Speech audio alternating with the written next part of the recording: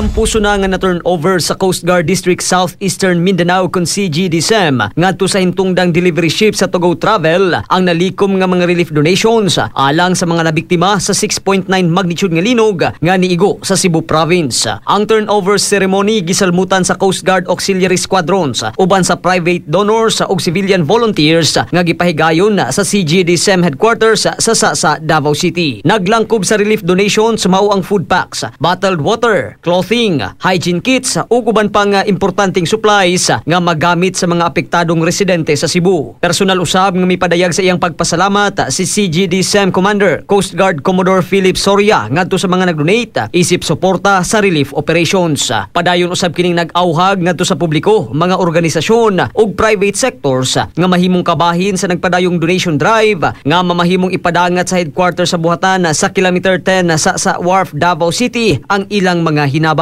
Kahinumduman nga human giigo sa kusog nga linog ang Cebu, gilayong gi-organize sa CGDSM ang donation drive uban sa pakig-alayon sa Togo Travel aron mahatod ngadto sa mga nalinugan sa Cebu ang gikinahanglang tabang. Mga katropa, aron karon kitang healthy, mag-Zantone Vitamin C alang sa nakiusang Pilipino para sa Pilipinas. Katropang Marvin Ebano, XFM News.